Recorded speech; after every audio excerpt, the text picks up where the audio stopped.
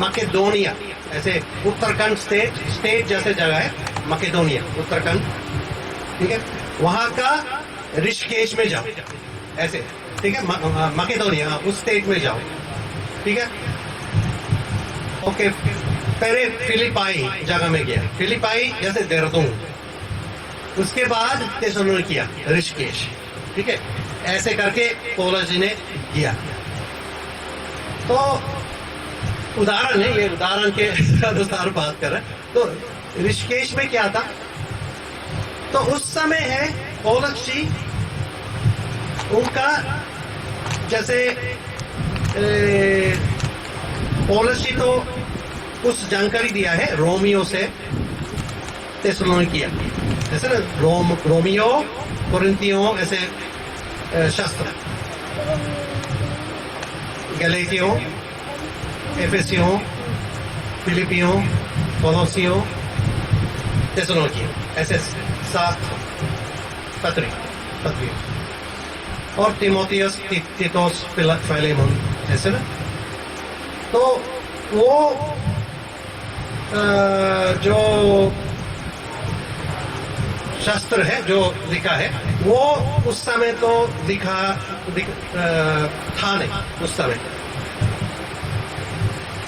थेसलोनिकिया मतलब ऋषिकेश में पहुंच गया, तो 1 साल के अंदर ऐसे चिट्ठी को भेजा है। तो जब पौलुस जी थेसलोनिकिया का नगर में था, तो किताब नहीं था, ठीक है ना। आजकल तो हर एक के पास ये पुस्तक हम, है ना, क्यों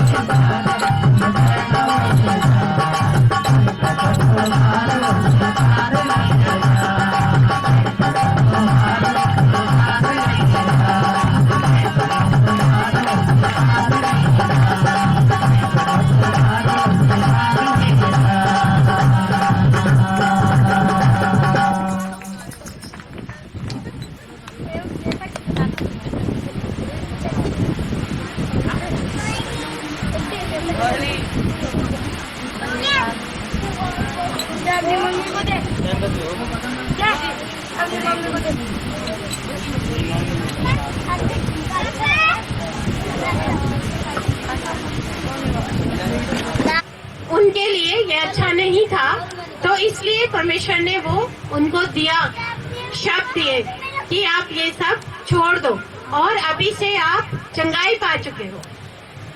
हालात देखेंगे तो डॉक्टर की तरफ से तो ऐसे नहीं है, ये तो कभी भी नहीं हो सकता, और ये तो बहुत ऐसे परमेश्वर ही है लेकिन कर सकता है। ये डॉक्टर भी बोलते हैं। जब हम लास्ट में ऐसे हैं तो लास्ट स्टेज में डॉक्टर भी बोलते हैं कि आप जिस परमेश्वर को मानते हो आप उनको प्रार्थना करो, क्योंकि हम नहीं जानते, हम नहीं कर सकते। क्यों ऐसे? क्योंकि इंसान है, वो परमेश्वर जिसने हमें बनाया है वो हमें अच्छी तरह से जानते हैं। वो हमारे हर एक पार्ट्स को जानता है कि कब और किस समय किस चीज की जरूरत है, तो उसे पूरा करने वाला कौन है? वो सर्वशक्तिमान परमेश्वर। और वही वो परमेश्वर आज भी यहाँ पे मौजूद है और हमेशा हमारे साथ है। हर पल वो हमारे साथ रहता है। ऐसे नहीं है कि वो बस उस समय था, उस समय हो गया और उस समय ऐसे ये गवाही बन गई और उस समय का ये ऐसे ऐसे बात था। लेकिन अभी भी आज सुबह हमने आप सबसे भी कितनी अच्छी अच्छी ऐसी गवाहियां सुनी कि किस तरह से कैंसर और बहुत बड़ी बड़ी बीमारियां ऐसे कैसे ठीक हो गई, सिर्फ परमेश्वर के पास जाने से, किसी और के पास नहीं, सचमुच परमेश्वर के पास जाने से। और डायरेक्टली जब हम वो अपने सर्वशक्तिमान पिता के पास हम जाते हैं और जब हम अपना मन, पूरा मन उसके सामने खोल देते हैं और हम बोलते हैं कि ठीक है परमेश्वर, हम आपके पास हैं और हम नहीं जानते, हमें ऐसे नहीं है कि शास्त्र का ज्ञान देना पड़ेगा और जब तक हम पढ़ेंगे नहीं, जब तक हम किसी से सीखेंगे नहीं, तब तक हम नहीं कर सकते। नहीं, लिखा है, शास्त्र में लिखा भी है कि यीशु मसीह ने कहा कि जो काम मैंने किए उससे भी बड़े बड़े काम आप भी कर सकते हैं, आप खुद भी कर सकते हैं, आप चंगाई दे सकते हैं। आप कुछ भी प्रॉब्लम है, कुछ भी आपके जीवन की कोई भी प्रॉब्लम है, उसको आप परमेश्वर को दे सकते हैं और वो सर्वशक्तिमान परमेश्वर हमारी हर एक प्रार्थना को सुनता है और हमारी प्रार्थना को हर समय वो तैयार रहता है। ऐसे नहीं है कि अभी समय नहीं, अभी ये गलत समय है, इस समय नहीं। कभी भी किसी भी समय, आधी रात हो या सुबह जल्दी हो या दोपहर हो या अभी इस समय हो, जिस समय की भी हमें जरूरत हो, उसी समय हम परमेश्वर से बात कर सकते हैं।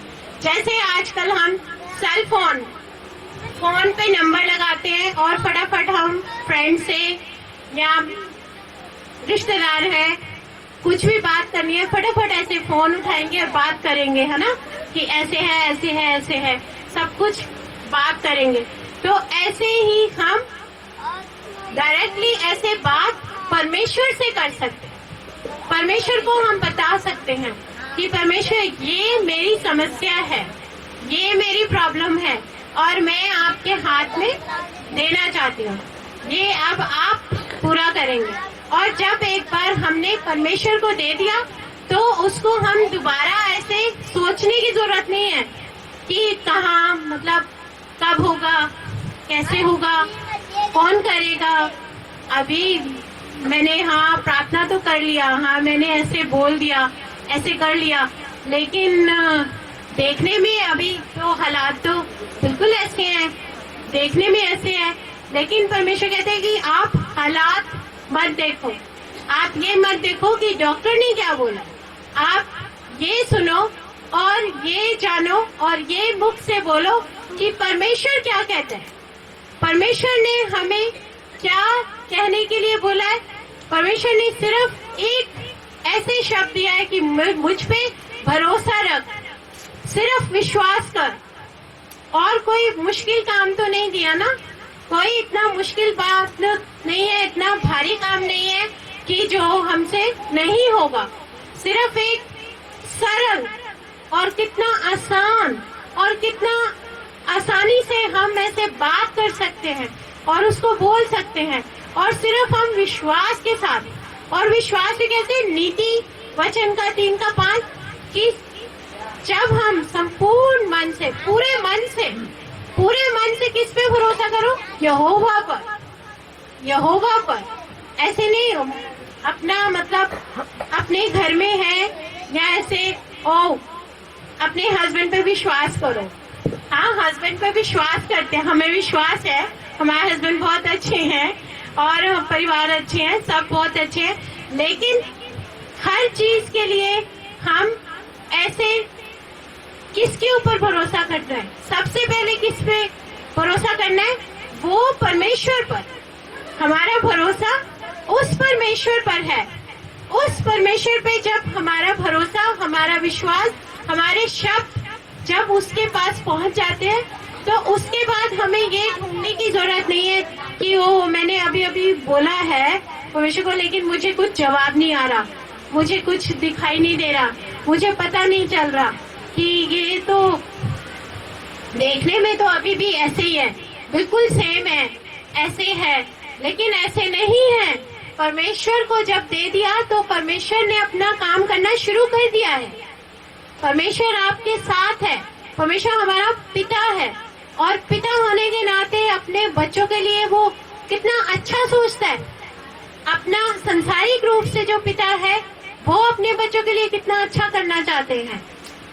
हमारे भी जैसे बच्चे हैं तो कितना उनके लिए हम हमेशा अच्छा करना चाहेंगे ना। पिता होने के नाते ये भी बहुत अच्छा करना चाहेंगे कि हर समय बच्चों को हर चीज हर समय पे और अच्छा अच्छा होना चाहिए, अच्छा मिलना चाहिए। तो जब हम इस संसार में रह के संसारिक रूप से अगर हम अपने बच्चों का इतना ध्यान रखते हैं, तो वो सर्वशक्तिमान जो पिता हमारा है वो क्यों नहीं हमारा ध्यान रखेगा? वो तो पूरे जगत का पिता है और उसी ने ही ये सब सृष्टि रची है, इतना अच्छा सब कुछ सुंदर बनाया है। तो वो क्यों, जब उसने हमें इस पृथ्वी पे भेजा है, तो हमारा ध्यान रखना और हमारा हर एक चीज में और हर समय हमें अच्छा अच्छा देना और अच्छी जगह पे रखना, ये सब करना भी उसका काम है। ये हमारा अपनी समझ से नहीं, क्योंकि नीति 3-5 पे ऐसे जाएंगे फिर से, तो उस पर लिखा है कि अपनी समझ का सहारा मत लेना। अपनी समझ का मतलब अपनी सोच से नहीं, अच्छा ठीक है मेरे को लग रहा है अच्छा ऐसे करती हैं, मतलब क्या है ये अपनी समझ, अपनी सोच और अपनी समझ का सहारा ना लेना, वरन पूर्ण रूप से पूरे मन से यहोवा पर भरोसा रखना। तब वो तुम्हारे हर एक कदम को, तुम एक कदम करोगे तो वो 10 कदम और आगे आपके लिए रखेगा और आगे करेगा, पीछे नहीं करेगा। आपके कदम आगे बढ़ेंगे, ऐसे पीछे नहीं जाएंगे, हमेशा आगे जाएंगे, वो आगे लेके जाएंगे। घर घर हो दुनिया बसा